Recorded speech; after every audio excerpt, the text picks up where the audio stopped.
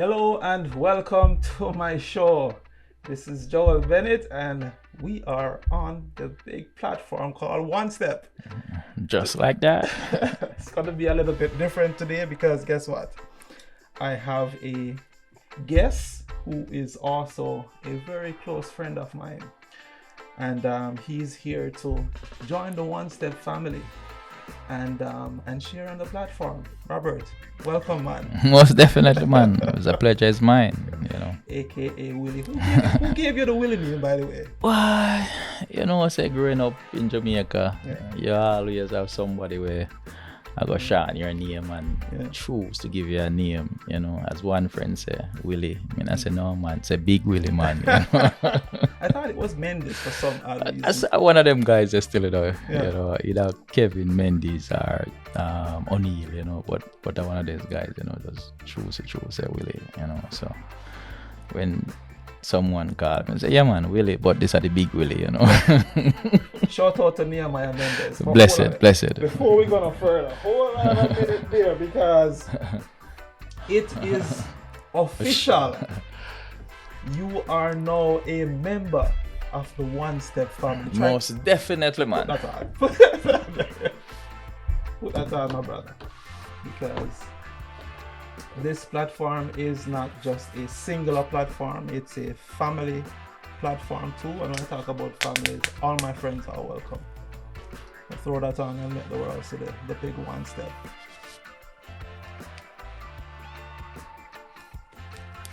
That was made specially for you, so make sure it fit. Oh, yeah, man. So, Robert. Respect. Let me just say, I appreciate you taking the time to jump onto the platform and giving your support. It is truly appreciated. Pleasure is mine, man. The pleasure is mine. So, icebreaker question, Robert. Favorite Jamaican artist? Bob Marley, Bob? Yes, man. For some reason, we don't expect Chronic. Well, Chronic's kind of come after, but, growing up, Bob Marley is one of those founder where, when you listen to the message of the song, one-on-one, you can relate to it, and the older you get, the more you understand and the meaning behind it. Chronic's coming later on, and trust me, him just carry the movement same way. Yeah. As a ballad, Rasta vibration is always a good thing. I think Bob Marley is literally imprinting all our brains. Because I remember my old man used to play that music every Sunday morning, back to back. Right. 3 little birds behind my doorstep. singing sweet song. And is when you get older, you listen to the song, them you kind of understand the meaning behind them, Yes. So it's a pleasure, man, because as a younger, you listen to those roots rock reggae, and you realize that you build your foundation after that, and as time goes by, the meditation that you hold from that aspect of it, it's fulfilling, man. Bob Marley speaks to the culture of Jamaica, and here's what is so special about Bob Marley. His children literally pick up right after him. The voice, all the kids just get the Bob Marley voice like that. It's like they can't hide. It's like he went into the studio and make them. Listen to me. I don't think I've never heard that before, but I think you hit me right. Yes, but he went into a lot of studios. But I guess a part of the culture, studio wise, playing music, making music, I think part of it, because Bob Marley is Bob Marley. That's true. I say, nobody can ever outdo Bob Marley. And not just that, but also I feel like he also put Jamaica on the map too as well. No, feel say no. It's factual because you see shows that he done in Sweden and all over the world, and you realize that people are singing his song word for word, even though it's not an English speaking country, and things like that. You what do? You just memorize everyone and just have everybody in a chance, and that's a fact. So I guess with that, kids comes with that. I think his children are doing the very same thing. I think Damien Damien Marley have a show here, the 31st, the 30th, I think. I'm not sure, but here in Edmonton. August? In August 30th, I think. Might need to get my facts straight on that. But I think one of the Marleys have a show here. Yeah, that would be good, you know, because if that's the case, I should probably go take that show in, you know. Yeah, I saw that on social media. So. I think a couple of years back, well, Ziggy Marley was here. Yeah. Take him in. It was really good. Yeah. You know. Where did that concert? I think it was on not White Avenue. I forgot the exact location. On one of the conference centers. Yeah. So. But I definitely want to be at this one because it's just the reggae vibe. I love the Jamaican culture. I love the music. I love the vibe, and it just make you feel at home. Yes, man. Because you know when all is said and done, you know, music is life, and those type of music ever live on. So when you listen to those music, it kind of give you a different type of rhythm, a different type of feeling. So even though things and time are might rough or hard, and you listen to those and you take in those, you know, the meditation that you get from that, you know, it's no different from reading a good book, you know. True. So that's one of the things with it. Because before you show up, I was pretty much just using Chronics to relax my mind and, you know, bring me to that place where I know say I'm gonna be reasoning with one of my Jamaican fellow mates, and I want to get back in that zone, you know. And you know, that gentleman to Chronics, I mean, as the name said, you know, when you light a Chronic, it's like it's a different type of feeling. Don't get me wrong, I don't smoke still, but you know, we are not supporting smoking. We are supporting reggae music, and you know, it comes with the culture. Part of the culture. Yeah, it comes you know. with the culture, So with him, you know, you kind of realize that, you know, the movement that he had started and, you know, continue. It's just different and musically inclined. Like, you know, it's just one of those guys who continue to push Jamaica and the world map. If you notice how Chronic start as a humble dude with him knocks up on him back, you know, riding bicycle, go everywhere, now superstar. Yeah, you know, humbleness, you know, as I said, the humble calf suck the most milk. So when you look on that now and you look like a gentleman like that now, born and growing at the ghetto, and then fulfill himself and step out and make a difference and not forget where I come from, then, you know. Shout out to Chronics. Bless up. Yeah, that's a fact, Robert. Tell you what, so seeing that we're on this Jamaican topic, let's pivot. Best Jamaican memory.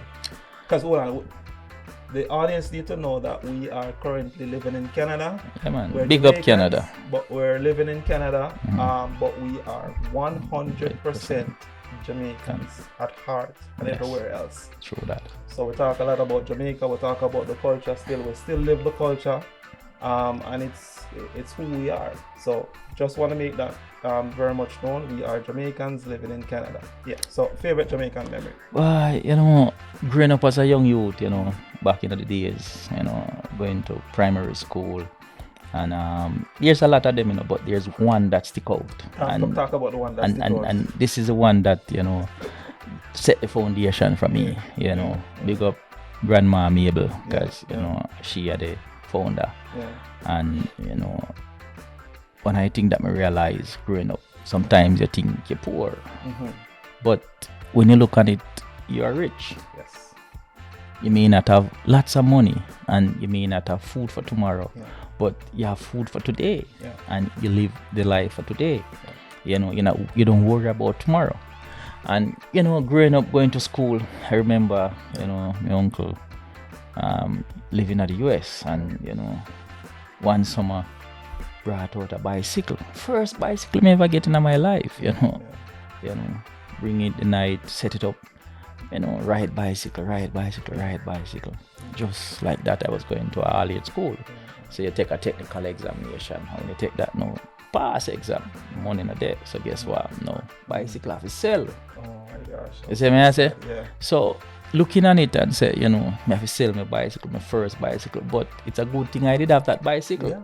Because, you know, right now, I want 3, 4, 5 bicycles. Among other things. You know, so that one bicycle from back then till now, you know, have propelled me and put me in a spot where me can go buy several bicycles. So that was one of the best thing that we can ever remember. Yeah. You see, at the time it was like a sad moment because you have to sell that because this is the first one you ever get in your life. But then looking back on it now, it was a blessing. Yeah. Because guess what? Without that, I don't know where I'd have been. True. So I could have sold that bicycle, get enough money to pay my school fee, so I can move on to technical school. Yeah. So that was a blessing in disguise. So you were raised by grandma. Yeah, man. Grandma Mabel, man. Rest her soul in peace, man. One of the best lady that, man.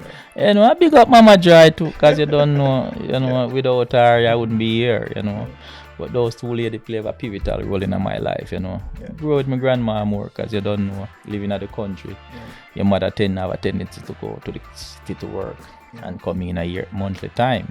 But, grandma was always around because she was the founder of the house, So, with her around, so, we kind of just, teach us the principle. And one of the things that every Sunday, be it Power off. Bluetooth. Oh, Yeah. be it, get you ready for church, growing up, you have to go to church every Sunday. Oh, yeah, I say, man. Sunday morning at church. All when she not going, man. Yeah. You have to go, man. Yeah, I say, man.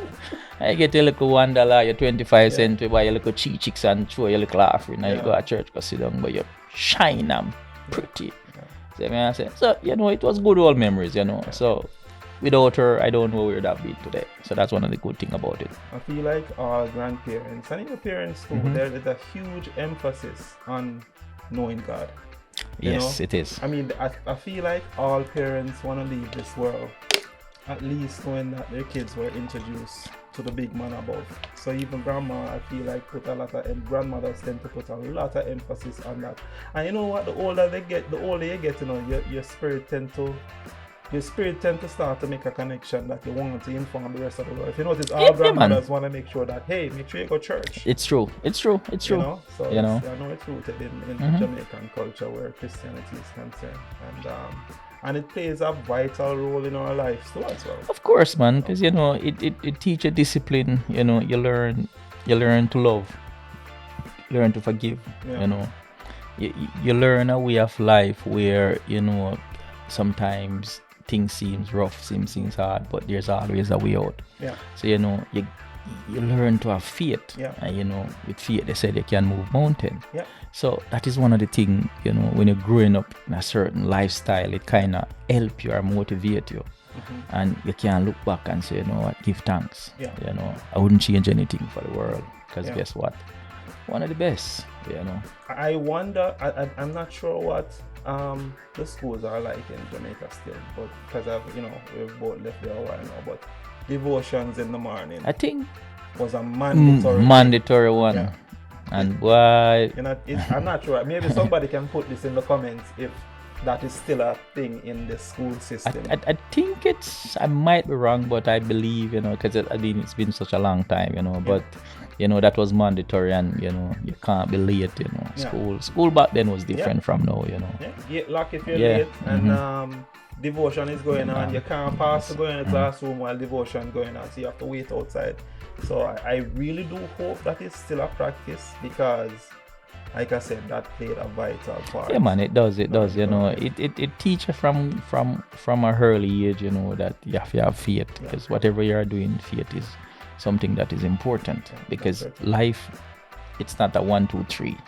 Sometimes you make one step back, one step forward, you have to take 2 steps back. So there's a lot of stuff that it kind of help you to overcome, and sometimes you don't see it when you're that small. It's when you get older now you realize, whoa, all this time this is what they were saying. It's like the saying back then said, once a man, twice a child. It's since I get older now I realize that, hey, you know what, you become a child twice, but not in a literal sense of going back through the womb and coming back out again. But whatever they used to do for you when you were small, the moment you reach that age, again, somebody has to do it for you. And hence the reason why when it comes to just the simplicity of kindness, support, helping out our brothers and sisters, because the day will come. The fact is that we're aging, we're getting old, and if we don't have good relationships with people, who you're gonna turn to when you get to that point. And that's most definitely, because as I said, you grow up and you see. I mean, we used to be first generation. We were kids running up and down bare feet, tear out body pants. Now we are actually maybe second gen, because grandparents, we are becoming grandparents eventually, and then after that, what else? So our time is coming, but guess what, we have to enjoy it while we are still alive. Very much so. I remember the elderlies used to use the phrase, "I am going out, you are coming in," kind of a thing. Feel like a week going out. And even to add to that, one time, the hag dogs, the pig dogs, they are going out along, and the pig say, "Yeah, grow." You soon find out,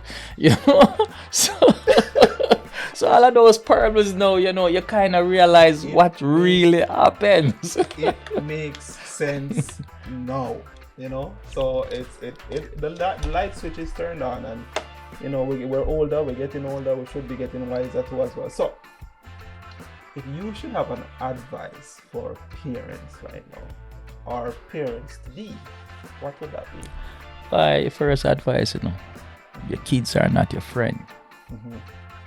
Your kids are your kids. And there's a thing they call tough love. So as long as you know those two things, and whatever you can, always hug and love your kids. Let them know that you love them. Whatever the circumstances, always show them love. I think we men tend to struggle with that, Robert, and I'm gonna blame a little bit on our culture, because we were raised in a not just a volatile environment, but also in an environment where parents, they were not taught. It's one of those things that, for you to give something, you have to learn, you have to receive it. And for most men, most even women in Jamaica, it's something that depends upon your background or your family. You don't get that sort of stuff, and as a man, you were born or grown to be tough. And being tough means that you don't cry. You don't act like a girl. You act like a man. So one of those circumstances, sometimes emotion, a lot of Jamaican or us sometimes don't know emotion. I mean, it's not something that you can learn. It's something that you have to get when you're younger. And if you don't get it, you cannot give it. So that is one of the things with it. But as I grew up, I never grew with a father still, but my grandfather was around, but he was that example. And one of the things that I have always said to myself, that what, I never grew with a father, but guess what, me always have to make sure my kids them have their father. I feel like that's one of my biggest fear right now. I don't want to find myself, well, let me rephrase that. I don't want my kids to suffer the deficient that I suffered. Because we're men now. We know how much value love gives to a man. And the relationship that the father never had to the son. We have to change that generation. Yeah, man, we have to change the culture now, because the cultural thing, and you have to break that spell. And one of the things of breaking that spell is, change the way we do things. Yes, we see this, but it doesn't mean we have to do it that way. Sometimes we have to learn, and we learn the hard way sometimes. But your kids, them nowadays, is not your friend. First of all, you're your child. You embrace them. You kiss them. You make them know that, listen, man, you are mine, and me, I gotta take care of you. I always support you. Very much so. Because just like we know, if we should speak to girls, if girls don't get the love that they should get from daddy, they're gonna look for it somewhere else. Of course.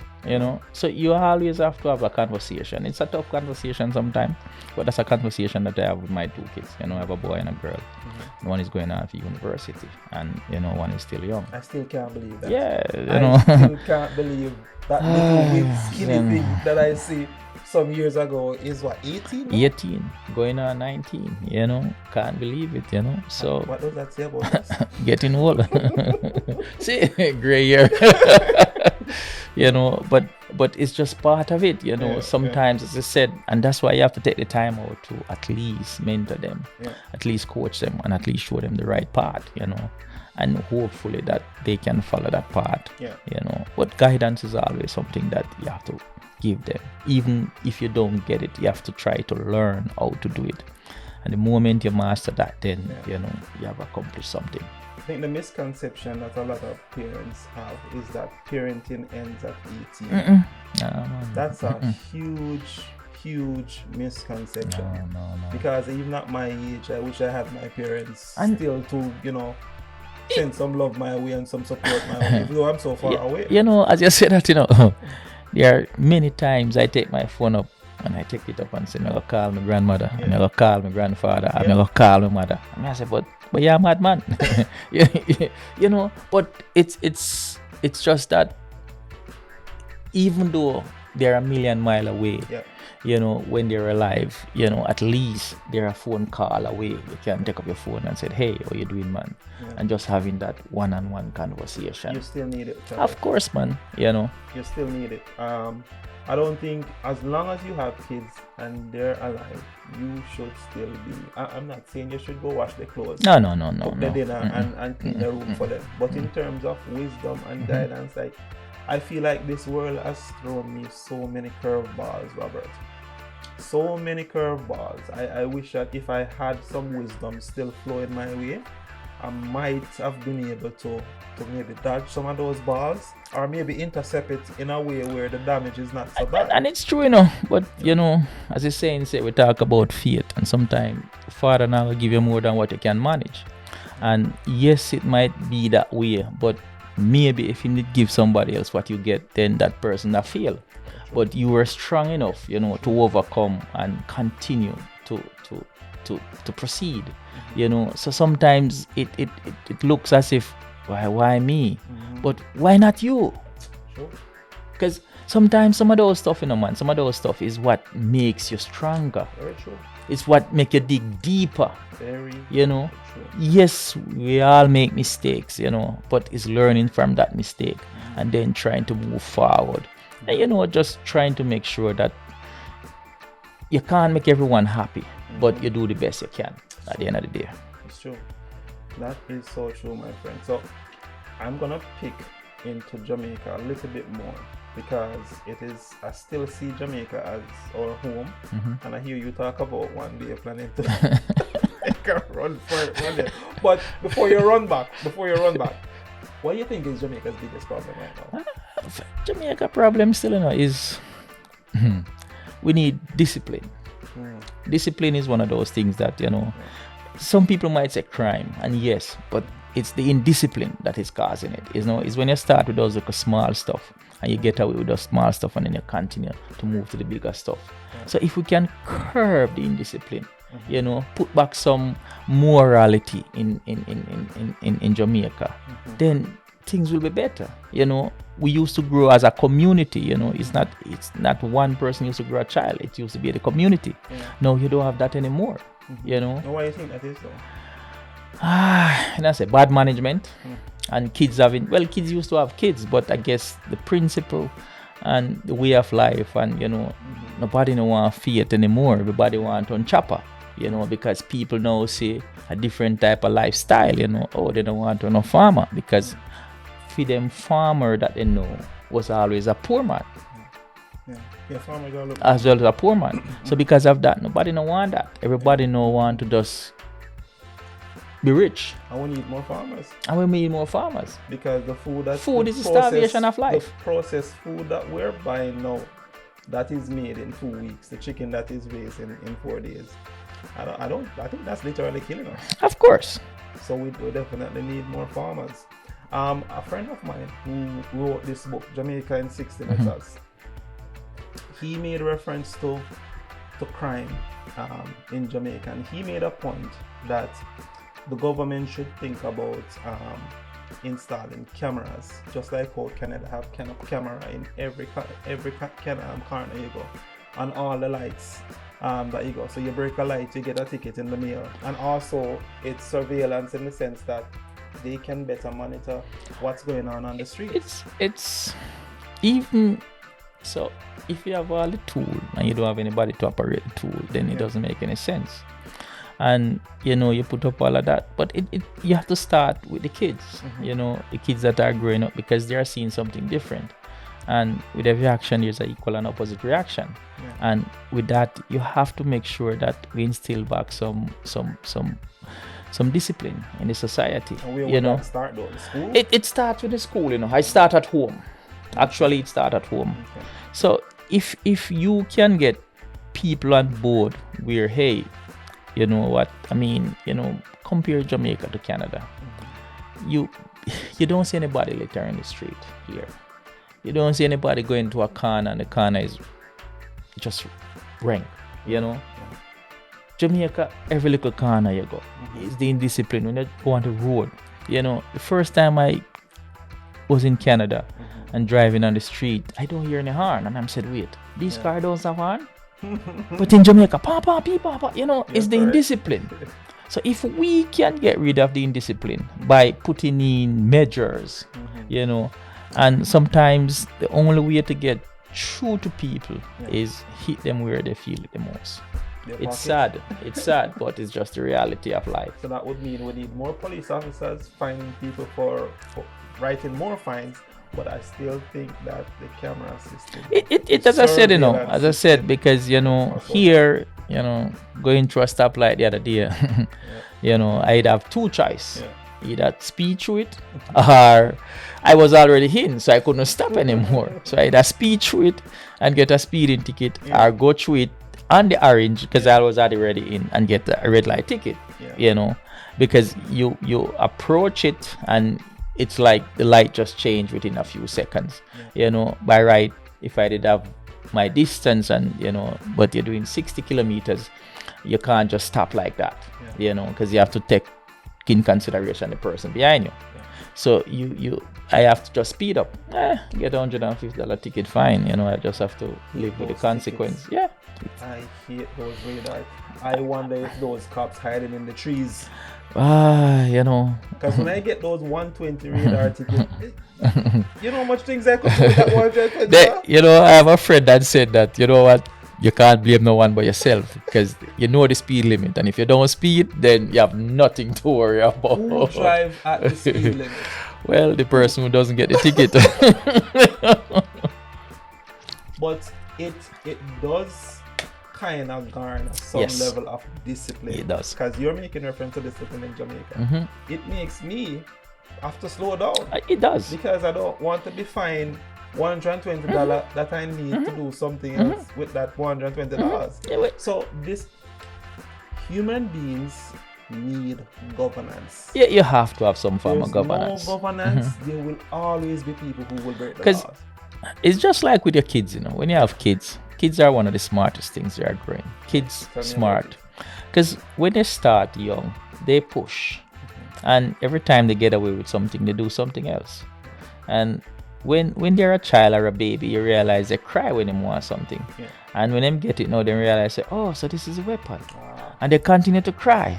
But if you cry with them, guess what? They're going to look on you and say, so the manipulator becomes the manipulatee. So you have to analyze things. So it starts with your kids. And when they realize that, you're not in to what they are in, then guess what? They have to change their approach. So it's just like that. You have to change your approach. You can't do the same thing over and over and expect different results. That's madness. You have to actually change the way you do things. And one of those things is to start by educating people, letting them know, and it's just a process that you have to go through. And then now you have to have the right authority now in place to curb some of that, because it's need curbing. I do hope that one day Jamaica evolves in the country that I want it to be, because it's a beautiful place. People are still paying to go there for vacation. Tourism is still a thing, and I feel like it's gonna always be home for me. But we want change, of course. And it's the reason why we talk about home still. We still call it home because we still want the country to improve.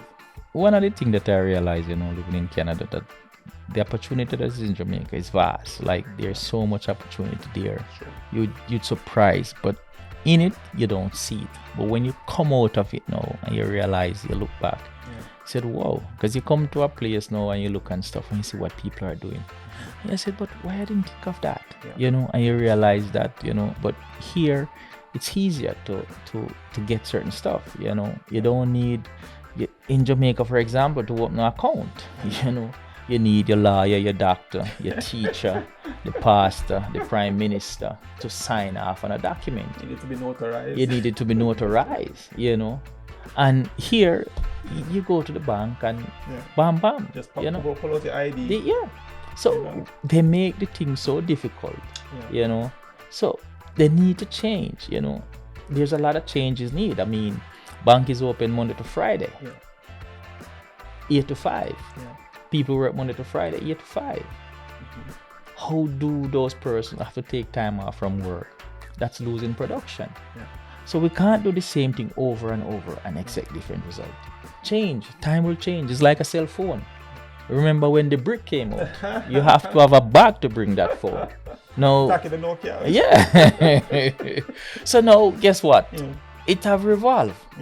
And it becomes a smartphone, and it starts to get smarter than people now. Oh, trust me, the smartphone has become a surveillance for us all, among other things. Don't go down that rabbit hole. And people talk about privacy. There's no such thing as privacy anymore. I've been saying this from day one.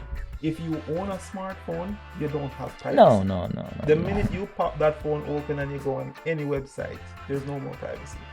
And the fact that they made camera with a front-facing camera and a back-facing camera. So they see you everywhere you are. So even when you put the phone down, if you don't throw that panty over it, you use it in the bathroom, you are being watched. So just be mindful of that. I still believe, though, Robert, that the reason why there's a retardation in the country is because there are people profiting from it. Of course, man. Just like crime, you know. When it comes down to violence, crime, there's profit. I mean, who profit? The people who own the funeral parlor, you know, the people who own the security company. Yes. So there's always somebody profiting from it. So guess what? Do people want it to stop? Maybe some, but unity, you know, is strength. And we are always divided because, you know, just like politics in Jamaica, you know, I come from a home where one side of my family is JLP and another side is PMP. And I just talk both ways, both them. And, you know, I become public enemy number one. But guess what? It's just, you know, when it comes down to politics, you know, there's a divide. After politics, everything is good again. But when it comes to politics, it's divided. So when you divide family, you have conquered. Because they can't see the difference. They don't see green and they see red. I don't understand how people still allow this kind of a mentality to still culture, man. Culture. You're wearing green and you're wearing red, and this thing only lasts for a period of time, and then everybody just go their separate ways. So the level of control that I feel like power can have over people's mind. Of course, because that's how you get people. You divide them.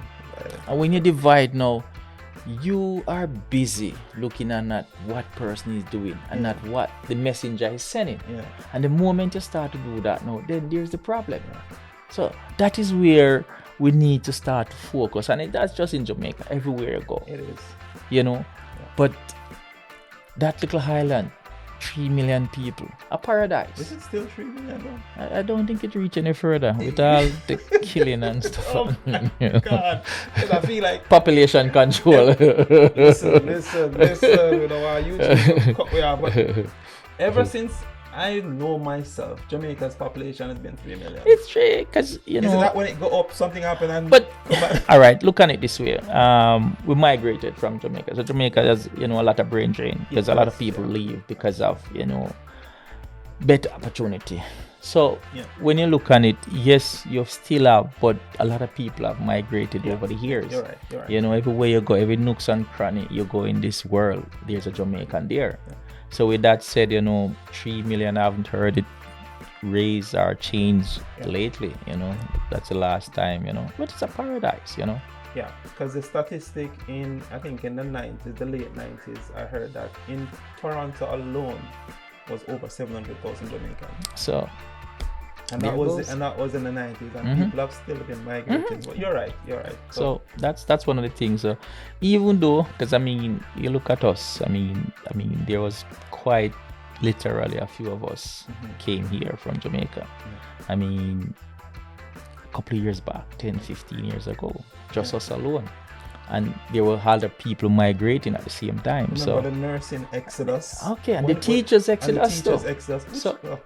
So there's a lot of stuff happening. 2005. Yeah. So brethren also help, because after you spend millions of dollars educating, training, but at the same time, people need to live, and salary-wise, if it's not affordable and you get the opportunity, you can't stop someone from, because people are trying to provide for their family.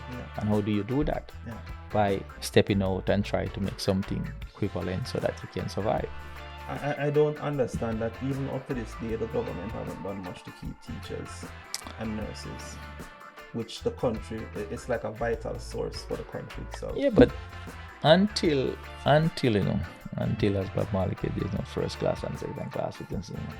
And as I said, somebody benefits from it. Always. Because if people realize and people start to come together and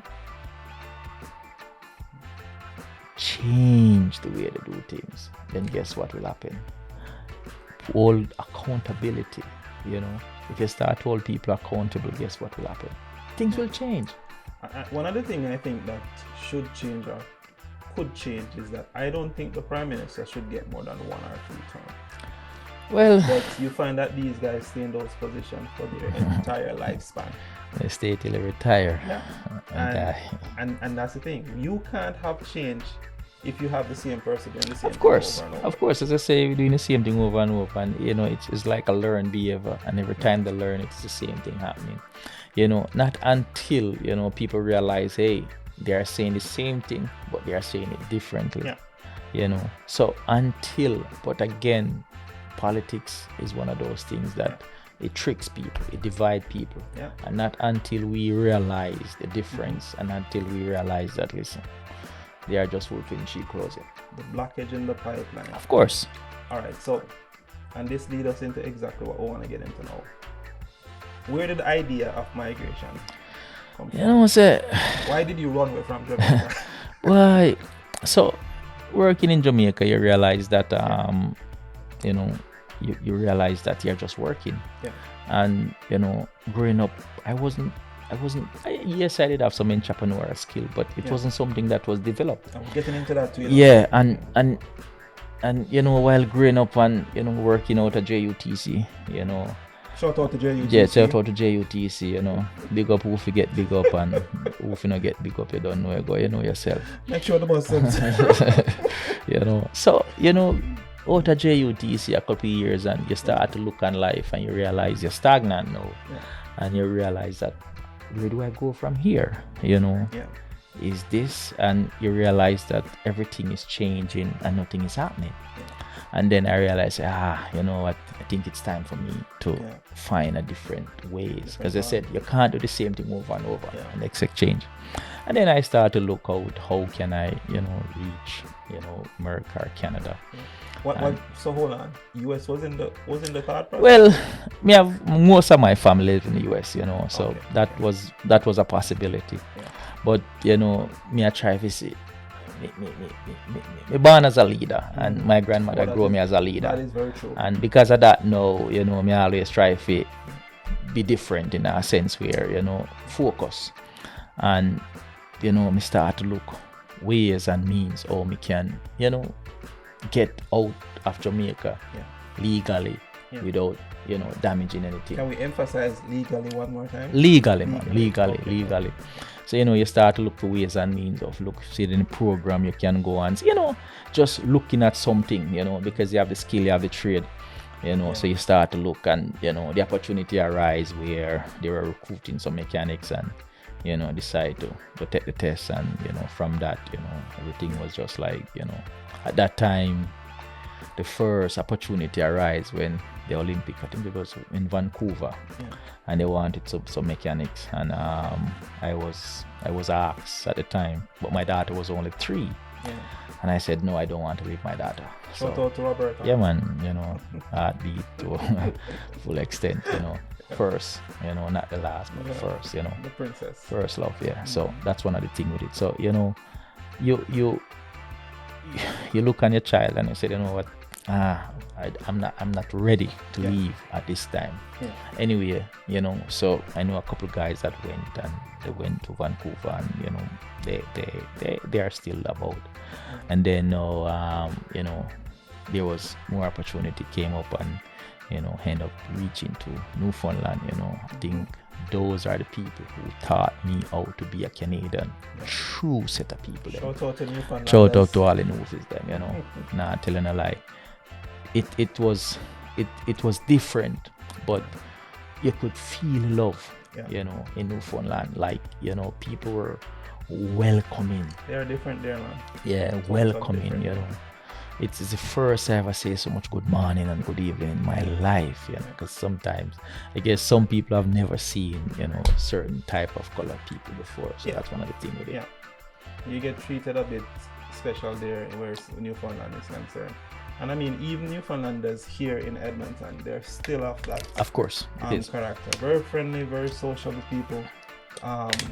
They stand out. I have met a few of them along the path, and we just connect and said where from. So give you a kind of stray a little bit. So so while I was in NL, St. John's, I applied for a job with the city of Edmonton, and I got through. And it takes me about a year before I move up to Edmonton. And there was this one of the supervisor working out at Patterson Garage. Tell the guys in there, hey, we have a guy coming from Newfoundland. So everybody was expecting a Newfoundland guy. So when I showed up now, everybody was astonished, because is he from Newfoundland? Where in Newfoundland? How did he reach there? Because what they saw, the product that they saw, wasn't what the product they expected. So everybody was silent because nobody wanted to say anything to offend anyone. And I said, well, I am a Newfie, but I'm not a Newfie.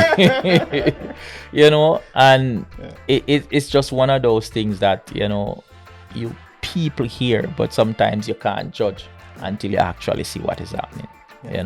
So it was different. It was an island. Can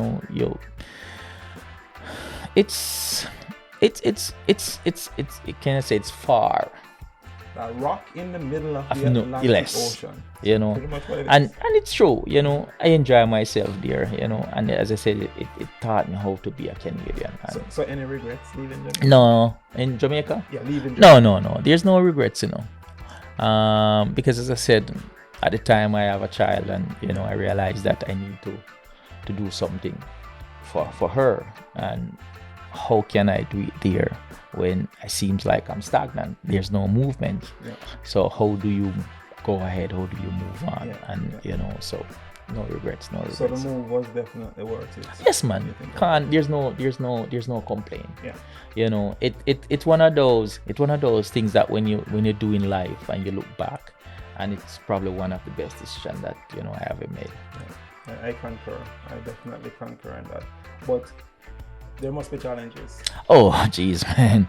Yeah, there must be challenges. When you leave somewhere like Jamaica, tropical, people ask you here, oh, why did you leave there? And sometimes it's kind of thrown away. But sometimes when you look at it, from a different perspective, it's true. Because Newfoundland weather is not one of the best. Summertime is nice, but it's always foggy. There's always drizzle, and it's wet, I had some good. It's the first place I can go and see iceberg.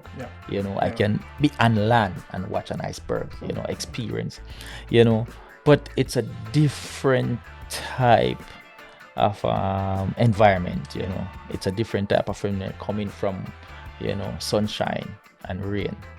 What we call cold back in Jamaica is joke, when the cold hits you in NL, it feels right on your bone. Right on the bone. So you move. It's like you dance into a rhythm, and you just have to move. You can't stand still. I honestly think the cold just mash up you from the inside. It does. It doesn't hit you from the outside. It hits you where you feel it the most. So when you start bend and curl and ache, the longer you are there, I feel like it.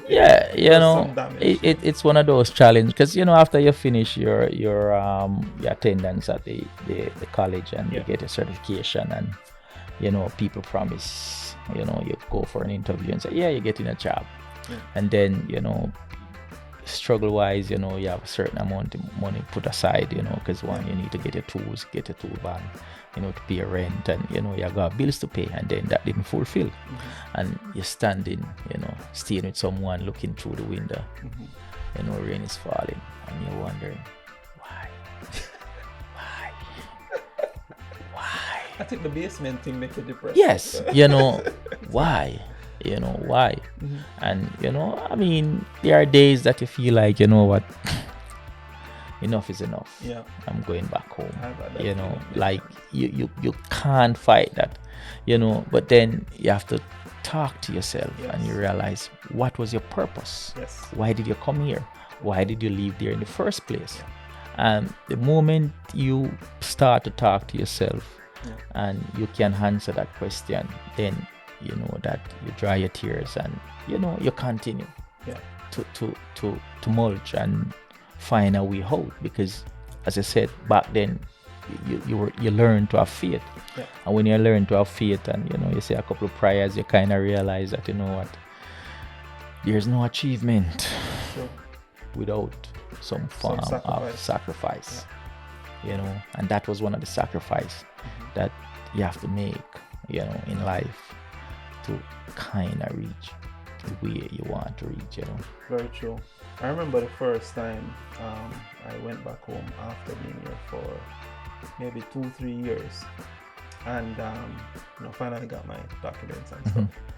And I went back home, and it felt like I went like 10 years back in the past, because where I left things, it felt like nothing changed. Seems worse.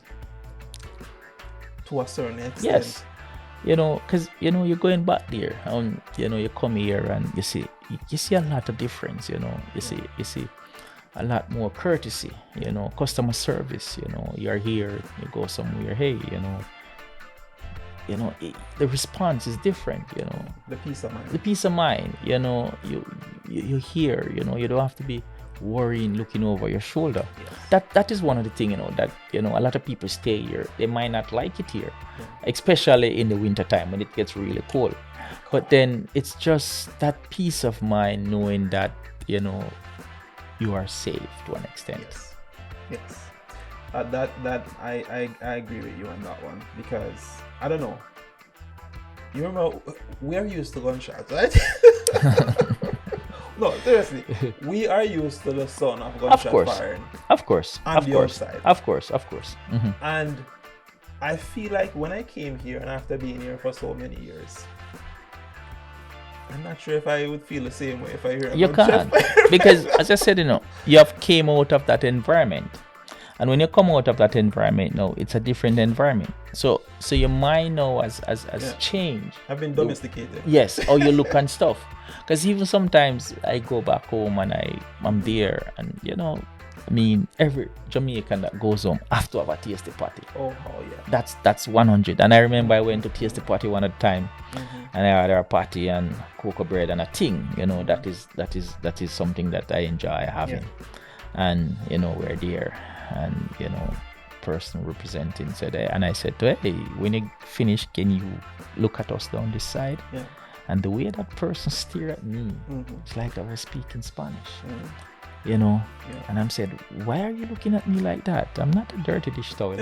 And she said, it's just like the customer service is not there. And I said, wow. It's always been that. But living in it, and coming out of it and then going back, that's the time you actually realize that you see things different. So somebody who's living there and I've never left, you don't know the difference. Yeah. But when you travel and you meet other people and you realize that, whoa, we can do better. Yeah. Jamaica is paradise. As much as we have our challenges, people are paying millions of dollars to go to Jamaica. Yeah. A lot of people know if you don't want a piece of property there, I don't think you can ever buy peace anymore. Yeah. So imagine if things change. Yeah. It surprised me here that if I buy something at Walmart, and let's say I don't like it, or let's say I even use it, I can take it back the next Of course. day. No question asked. Can you do that in Canada? That's yours, man. Now, where are you going with that? Get out our store. That is yours.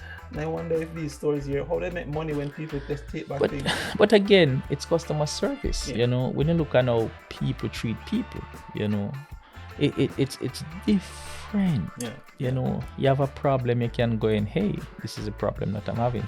Yes, I purchased this, but realize that's the wrong stuff. Can we get an exchange or a change? Oh, no, as again, when we touch on the topics about, you know, showing your kids love. Yeah. If you don't anybody teaching people how to relate to customers, then we have a problem because it's not something that you can just learn. It's something that you have to have somebody showing you how to do it. And that's why you go to school. That's why you get a higher education so that you can change the way you do stuff. Yeah.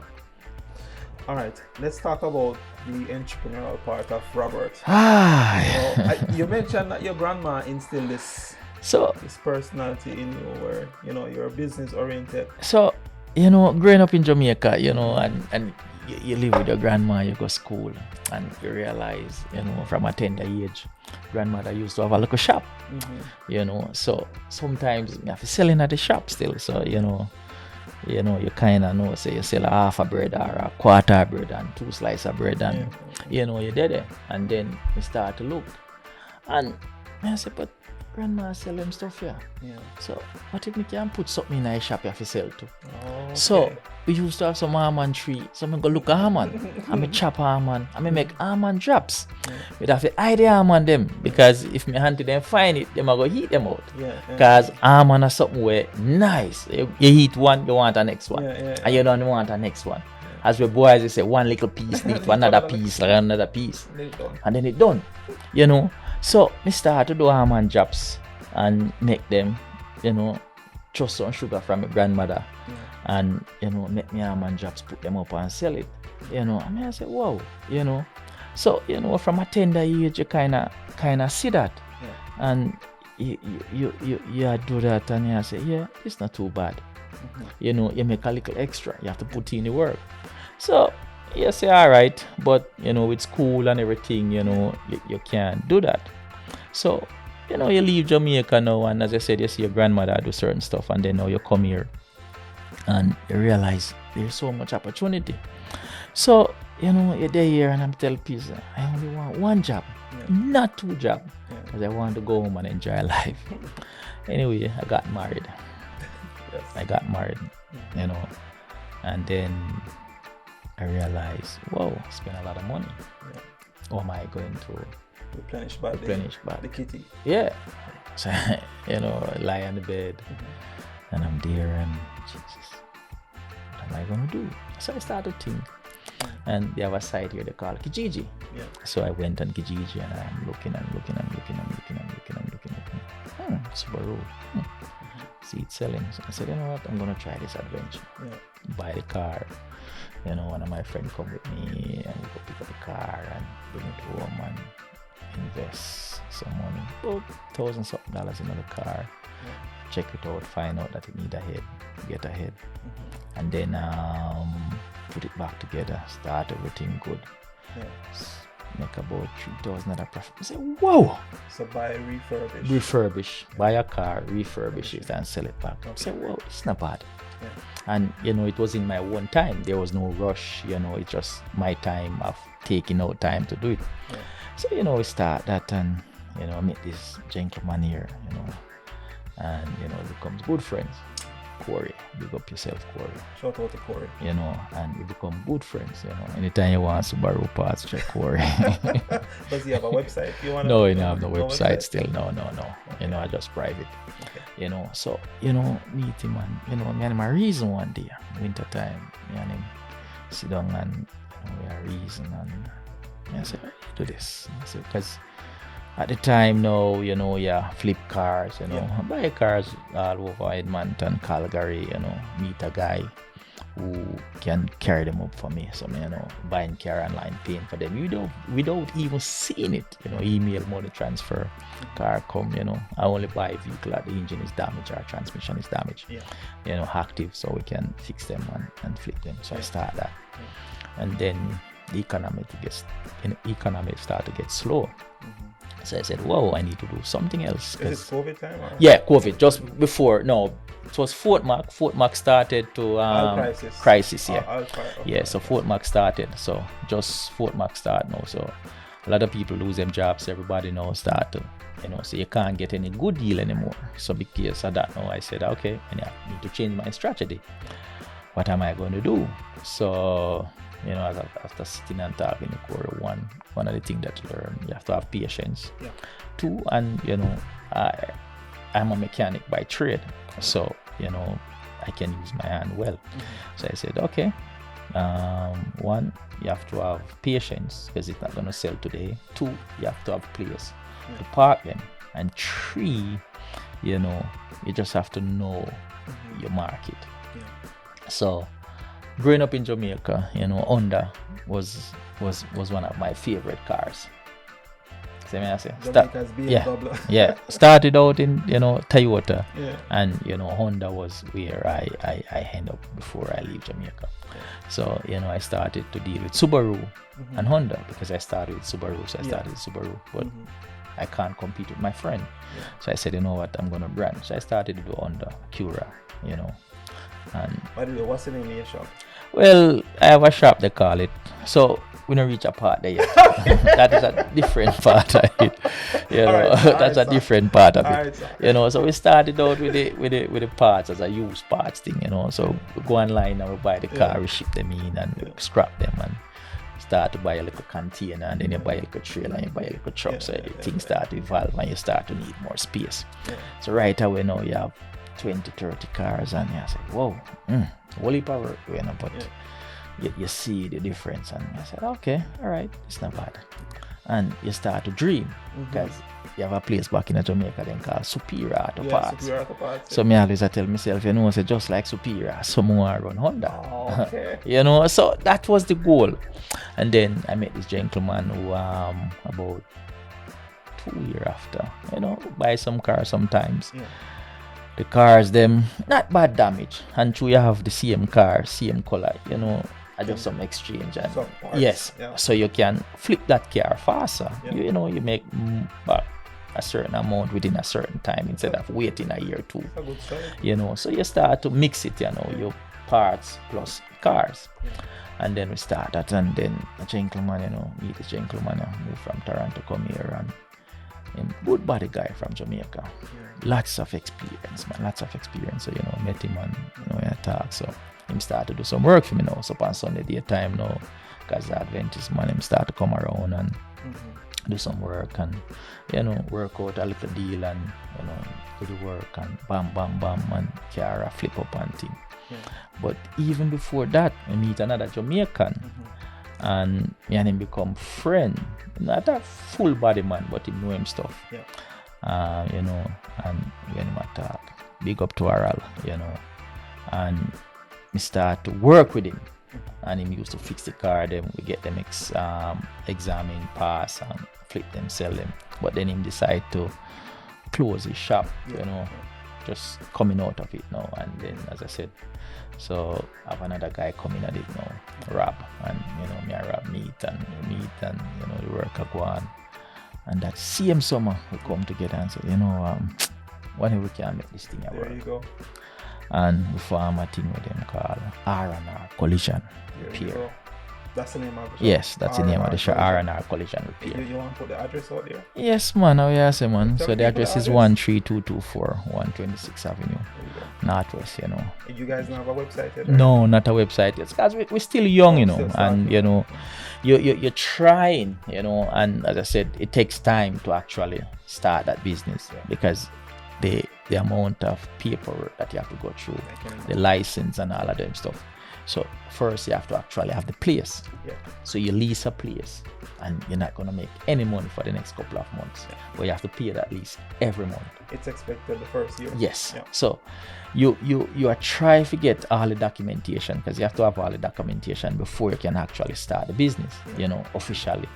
And you know, you have your heat, you have your light, overheads, all the overheads then to pay, and you still have to go make sure that everything is good. You know, and it takes us about 6 to 7 months, 8 months to actually get that license. And then we started, both of us are full-time worker, you know, so we started that R&R collision. I mean, still continuing.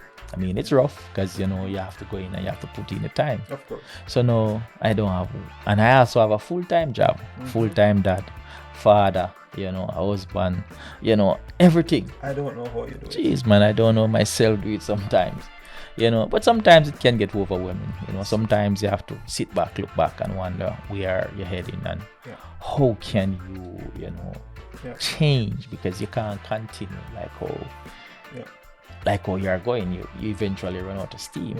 You know, your work-life balance. You know, so moving forward now, we're trying to see how best we can cope. You know, and one of the things that I realize, it's hard to get good workers or quality workers. And I realize that no one wants to do hard work anymore. So you guys don't join up with the apprenticeship board? So we do have we used to have an apprentice that used to come there, and eventually, because sometimes, as I said, people start certain stuff, but when they realize the magnitude of work or effort you have to put in to move forward, you know, sometimes people realize that you know what, this is not for me. And yes, you know, so you have to really dedicate it to it, you know. So you have people come in and you have people leave, because sometimes, you know, it's not a easy work, you know, and it's a technical work, and you have to learn and you have to can do the work, because if not, at the end of the day, you have to push out quality, not quantity. That's true, and you guys are in it to make some money. Of course, that's the whole point of business. But you know, with every business starting up, you know, you spend more than what you make, or you don't even make anything. You know, so that's one of the things with it, you know, with business. So here in Canada, sometimes small business suffers a lot. And your first 2 years will either make you or break you, even the start of it, because when you start and you have to get those permits, without those permits you can't do nothing. Yeah, they say statistics have shown that the first year a lot of businesses it fail. You know, if you don't have strong morals or strong, and a business is like a relationship. Sometimes it gets really sour, really quick. You know, entanglement. Oh, jeez, man, you'd surprise. You know, it's like a husband and wife, or a man and woman. You know, trying to exist. So what's the long term gain? So long term gain, you know, is to see. You know, we have to sit down, talk about, you know, where we want to be, how we're gonna reach there. Because sometime in life, sometimes you have to make some step back to move forward. And sometime in life, you know, sometimes you have to stop, reevaluate, and see where you're going. Because as we said in this program, you cannot be doing the same thing over and over and expect a different result. Sure. So you have to evaluate. And right now we are in that evaluation process where how do we move forward? Do we continue? Or do we just look at it and say, all right, let's revalue and revamp and come again? So that is one of the things with business. Business, you know, when it's going good, it's good. But every business has its challenge, you know, and with everything else, there's a challenge. And how do you go over that challenge? Sometimes you don't even know yourself. You know, sometimes you're just working with what you have, but you know what you have is not enough. But what do? Do you give in? Do you give up? Or do you continue? You have to know the balance. That's true. I feel like sometimes some things are not worth it if it's gonna ruin your health. Of course. Ruin your family. and ruin your life. So but you know, as you said that, you know, health wise, you know, I mean, both of us have done business management, you know. You know, both of us. And one of the things that always stick with me about business management is the entrepreneur teacher, when he said to me that one thing with business, two things guaranteed: your health go bad, and two, your relationship might go bad. Those are two other things, because one, you spend a lot of time trying to build, and you don't even realize that, you know, you're taking time away from the family. Two, because you're out there, you grab on the run, so you don't get time to eat that meaningful meal. You're always grabbing something to eat because you want to make a change, you want to make that difference. So not until that business has graduate from primary school, high school, and now becomes a university before you can actually see or make anything from it. That's true. You know, so it's a struggle. You know, it's a struggle. You know, that's why. And you realize, you know, it's also a learning curve. You realize a lot of people don't go into business because, especially for those who are well educated, sometimes because they realize the amount of trauma that comes with it.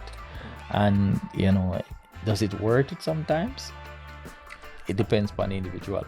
I think at the end of the day, you like you said, you have to evaluate or re-evaluate sometimes and see if it's worth it.